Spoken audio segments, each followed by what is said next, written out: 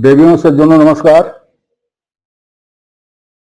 हम लोग महात्मा कबीर में योग की चर्चा कर रहे थे।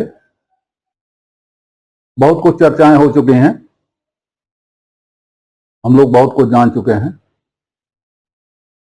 कहीं बीच में आया था कि कबीर 6 दर्शनों को क्या कहते हैं और इनसे उपजे हुए 96 पाखंडों को क्या कहते हैं। उन्होंने कहा है, जीव शिव को आहि न सोना, चारु वेद चतुर्गुण मौना, और भोले खट दर्शन भाई, पासंग बेस रहा लपटाई। और शुरू में ही उन्होंने रामायणी में कहा 6 दर्शन 96 पाखंडा। तो 6 दर्शनों को वो क्या समझते हैं और उनसे उपजे हुए 96 पाखंडों को क्या समझते हैं, यह मैं बता चुका हूं। 96 पाखंड में योगी भी आ जाते हैं और हर तरह के योगी आ जाते हैं। 6 दर्शनों में योग भी आ जाता है और बौद्ध दर्शन भी आ जाता है। कुछ लोग कहते हैं कि नाथपंथी योग बौद्ध दर्शन से निकला है, तो बौद्ध दर्शन भी आ जाता है 6 में, और 6 में ये योग भी आ जाता है। तो जब कबीर इन सब की आलोचना करते हैं और इन सबको वो पाखंड बताते हैं और खट दर्शन वालों को भूला हुआ बताते हैं, तो आप क्यों कबीर को बार बार उसी में ढकेलते हैं? भाई, कबीर तो इन सबसे अलग है, इन सबसे न्यारे हैं, इन सबसे अलग हैं।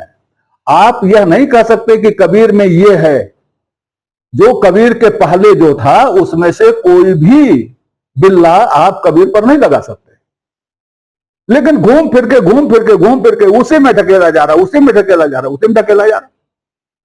यह हमारे संकीर्णता की पहचान है।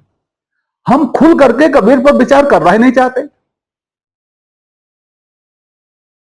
अब एक संदर्भ दिया है आचार्य ने, जोगी जी धीरे धीरे का। अच्छी बात है, बहुत अच्छा संदर्भ है, और इससे लगता है कि जो है आचार्य जी ने बहुत माइन्यूटली इसको देखा है, लेकिन मैंने भी कुछ देखा है। जोगी जी धीरे धीरे का मैंने भी कुछ देखा है। हमारे जनपद में एक स्थान है पंडुल घाट, वहां के आसपास के क्षेत्रों से बैसाख के महीने में पूरे महीने भर टोलियां चलती थीं। उनका नाम जोगीड़ा होता था। उसमें बाजे बजाने वाले भी होते थे, नाचने वाले भी होते थे, गाने वाले भी होते थे, और वो टोलियां जोगीड़ा और कबीरा में विभक्त होती थी और एक दूसरे से वाद विवाद करते हुए चलती थी। हालांकि ये वाद विवाद मित्रता वाला वाद विवाद होता था और मनोरंजन वाला वाद विवाद होता था। उसमें एक प्रश्न करता था, एक टोली प्रश्न करती थी, दूसरा उसका जवाब देती थी, दूसरा प्रश्न करती थी और वो टोली उसका जवाब देती थी। ये गाते बजाते हुए लोग कई कई किलोमीटर चल के पंडुल घाट पर इकट्ठा होते थे और ये महीने भर चलता रहता था क्रम। वहां जाने वाले रास्तों पर महीने भर ये चकचक चलती रहती थी और जनता आनंद लेती थी। उसका सूत्र वाक्य था, जोगी जी धीरे धीरे। ये योग वाली टोलियों का सूत्र वाक्य होता था, जोगी जी धीरे धीरे, जोगी जी धीरे धीरे, जैसा कि आचार्य जी ने कहा है। और दूसरी टोली का जवाब होता था, कबीरा सारा रारा, कबीरा सारा रारा। देखिए दोनों में, देखिए कि दोनों के मिलन बिंदु कहीं हैं, कहीं नहीं है। एक में जोगी जी है और एक में कबीरा है। मैं कबीर और कबीरा का अंतर पहले भी बता चुका हूं। जोगी जी और कबीरा, कोई जी नहीं, कबीर जी नहीं, कबीरा जी नहीं, कबीरा जी नहीं, कबीरा, और उधर जोगी जी। उधर धीरे धीरे और इधर सारा रारा। तो दोनों का ये अंतर, दोनों का ये वाद विवाद चलता रहता था, बड़ी मित्रवत चलता रहता था, ये लोक में चलता रहता था। ये अब से करीब करीब 60 वर्ष पहले मैंने अपनी आंखों से देखा है। मिलन का कहीं बिंदु है ही नहीं। मिलन का बिंदु है तो केवल एक है कि विरक्त वो भी है, विरक्त ये भी है, बस। और कोई मिलन का बिंदु नहीं है। तो ये तो हुआ जोगी जी धीरे धीरे का। बहुत से पद हम देख चुके हैं, उस पर विचार कर चुके हैं, और जिन पदों को योग परक होने का साक्ष्य बताया जा रहा है, वो पद कैसे योग परक नहीं है, ये मैं सिद्ध कर चुका हूं। मैंने बताया आपको कि ग्रंथावली में लगभग 55 पद ऐसे हैं। मैंने ये भी कहा था 1-2 पद देख लीजिए, बाकी देखने की जरूरत नहीं है। लेकिन हो सकता है कुछ लोग ये कहेंगे नहीं बाकी पदों में तो योग है। तो सारे पद तो मैं नहीं कहूंगा, मैं तो ये कहूंगा कि आप स्वयं देखें। और मैं फिर एक बार कहता हूं कि कबीर वाणी इतनी कठिन नहीं है कि वो आपकी समझ में ना आए, क्योंकि वो आपकी ही वाणी है, तो आपकी समझ में कैसे नहीं आएगी। वो जन सामान्य की वाणी है। अंतर खाली यह है कि वह आज से 600, 500, 600 वर्ष पहले की है। इतना ही अंतर है। वाणी तो आप ही की है। तो जरा सा उस पर आप मेहनत करेंगे, जरा सा उस पर आप विचार करेंगे, सोचे विचारेंगे, तो आपको वाणी स्पष्ट हो जाएगी। और कहा जाता है अपने पसीने की कमाई का भोजन बड़ा मीठा होता है, दूसरे वाला उतना मीठा नहीं होता। खुद परिश्रम करके समझिए। दूसरे के समझाने से आप नहीं समझेंगे। दूसरे का समझाना क्या होगा, चाहे आचार्य जी हो और चाहे केपी पांडे हो, चाहे कोई हो। दूसरे का समझाना क्या है, इसके लिए एक बड़ा अच्छा मुहावरा चलता है हमारी तरफ। उधार का खाब पुआल का तापब। उधार का भोजन वैसे ही होता है जैसे पुआल से तापा जाए। पुआल का तापना कैसा होता है, भर जल गया तो आप पास नहीं रह सकते, और उसके बाद बुझ गया, आप पास रहेंगे तो भी गर्मी नहीं मिलेगी, जल्दी से खत्म हो जाएगा।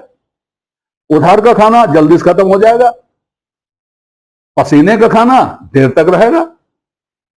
तो अपनी मेहनत से आप स्वयं पढ़िए और स्वयं विचार कीजिए कि कौन क्या कह रहा है, कौन क्या कह रहा है, और कबीर क्या कह रहे हैं। तो कुछ पद और देख लिए जाए। तो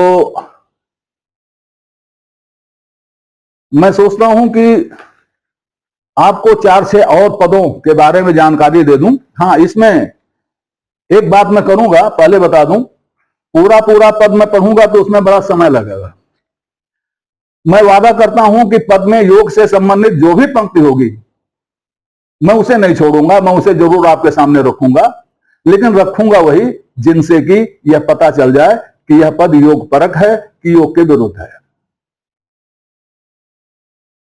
तो इस स्थिति में हम पहला पद लेते हैं, पद 4।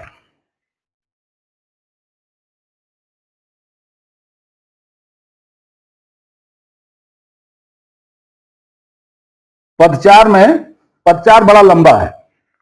तो इसमें उस समय की तरह तरह की साधनाओं का विवरण है। हमारा बाकी से मतलब नहीं है, हम केवल योग के प्रतीकों वाली पंक्तियों को ही आपके समक्ष रखते हैं। देखिए, इसमें है, खट दल कमल निवासिया चहुको फेर मिलाई रे, दूह के बीच समाधियां तहां काल न पासे आई रे, अष्ट दमल कल भीतरा तहां श्री रंग केल कराए रे, सतगुर मिले तो पाइये नहीं तो जन्म अकारत जाए रे। अष्टकमल तक की बात हो गई कि सदगुरु मिलेगा तब तो ठीक है, नहीं तो सब अकारत चला जाएगा, व्यर्थ चला जाएगा। ये चीजें व्यर्थ जाने वाली हैं, सदगुरु मिलेगा तभी सार्थक होंगी। 8 कमल तक की बात हो गई। बंक नाल के अंतरे पश्चिम दिशा की बाट रे, नीझर झरे रस पीजिए तहा भंवर गुफा के घाट रे। अब आगे कहते कहते वो क्या कहते हैं, खोडस कमल जब चेतिया, 16 कमल, कमल चक्र होते ना योग में, खोडस कमल जब चेतिया तब मिल गए श्री बनवारी रे। 4 गए, 6 गए, 8 गए, 16 गए, तो 16 गए, ऊंचा पद हो गया, लेकिन वहां मिला क्या, बनवारी मिले। बनवारी क्या, बनवार ना तो श्री कृष्ण है, बनवार ना तो विष्णु है। बनवार का सीधा सीधा अर्थ होता कृत्रिम, बनावटी। वहां जो भी मिलेगा आपको कृत्रिम मिलेगा, बनावटी नहीं मिलेगा, स्वाभाविक नहीं मिलेगा, असली नहीं मिलेगा। मिल गए श्री बनवार रे, स्पष्ट कहा गया है। और अंतिम 2 पत्नियां कबीर की हैं। पूरे जितनी साधनाएं कही गई हैं विट्ठल से लेकर के और योग तक, उन सब के लिए कहा गया गुरु गम्यते पाइए झंख मरे जिन कोई रे, कहां कबीरा रमिरहा सहज समाधि सोई रे। इतने प्रपंच जो कर रहे हो उससे कुछ नहीं मिलेगा, मिलेगा गुरु गम्य से, जो कबीरा को मिल गया है। और वहां पर कबीरा जहां पहुंचना चाहते हो वहां कबीरा सहज समाधि लगा के सो रहा है आराम से। कहां है योग, कहां योग परख है ये। अब पद 6 देख लेते हैं।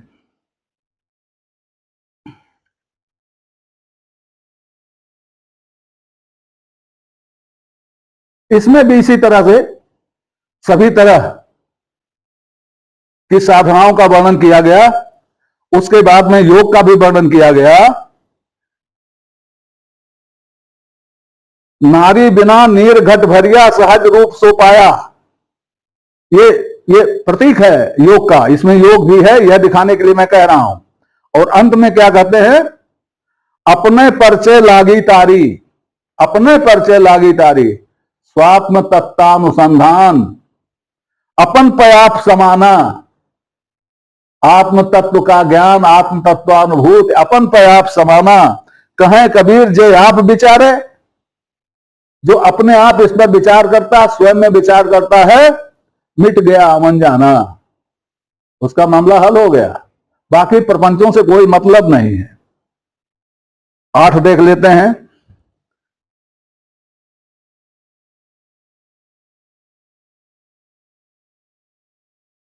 पहले ही बता चुका हूं, इस पद में है औलीते से चढ़ा बलीडे जिन पिया तिम जाना, वरौनी का पानी बड़ेर पे चढ़ गया, उसको जो पीता है वही जानता है, बाकी कोई नहीं जान सकता। उल्टे पवन चक्र खट खट बेधा, सुन सुरत ले लागी, अमर न मरे मरे नहीं जीवे ताहि खोज बैरागी।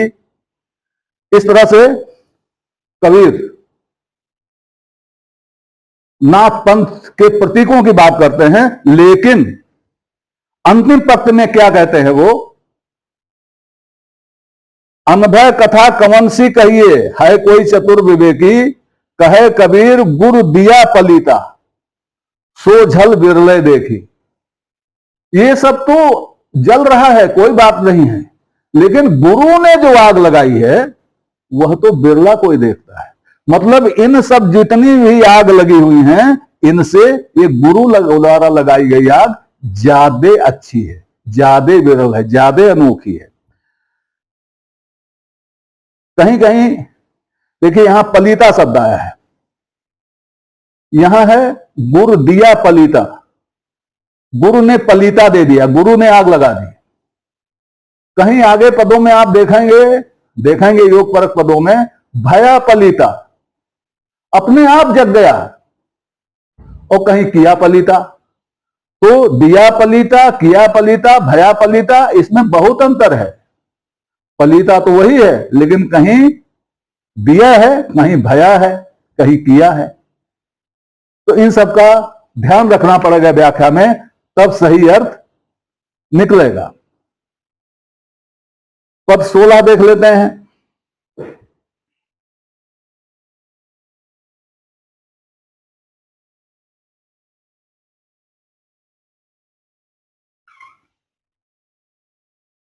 इसमें योग पर ज्ञान की वरीयता दिखाई गई है और कहा गया, कहें कबीर भान के प्रगटे उदित भया तमसीना।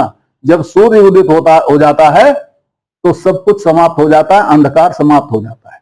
इसी प्रकार आप देखेंगे पद 70, 71, 74, 76 इन सब में योग की निंदा की गई है। कहीं कहीं तो जोगिया को रोगिया कहा गया है। इससे बड़ी निंदा और क्या होगी। कहीं कहीं कहा गया कि इस तरह से करने से जोगनी जाग गई। अब जोगनी जाग गई का मतलब क्या होता है आप समझ लीजिए। कहीं जोगनी शब्द है, कहीं नागिनी शब्द है और सबको चौपट कर देती है। मनवा जाए दरीबे बैठा, मन जा करके झरोखे पे बैठ जाता है और रस पीने लगता है। फिर कैसा योग। कुल कहने का मतलब यह है कि कबीर के पदों में जो योग है वह योग परक नहीं है, बल्कि योग के प्रतीकों को दिखाते हुए कबीर उनको व्यर्थ बताते हैं। आवश्यकता सिर्फ यह है कि पदों को पूरा पढ़ा जाए, एक एक पंक्ति की व्याख्या की जाए और यह देखा जाए कि शब्द क्या कहते हैं। और मेरा निश्चित मत है कि कबीर वाणी योग परक नहीं है। योग के सहारे वो अपनी बात जरूर बताती है। अपने योग के सहारे अपनी बात बताने के कारण कबीर वाणी योग परक नहीं हो जाएगी, कबीर योगी नहीं हो जाएंगे, कबीर नाथपंथी नहीं हो जाएंगे। आज बस इतना ही, आगे और किसी आयाम पर विचार किया जाएगा। तब तक के लिए नमस्कार। आपसे निवेदन है कि श्रृंखला को अपनी लाइक दें, इसको सब्सक्राइब करें और कमेंट बॉक्स में जाकर अपनी टिप्पणी प्रस्तुत करें, अपनी जिज्ञासा व्यक्त करें, अपने प्रश्न पूछें। यथा समय आपकी जिज्ञासाओं और प्रश्नों का समाधान करने का प्रयास किया जाएगा। धन्यवाद।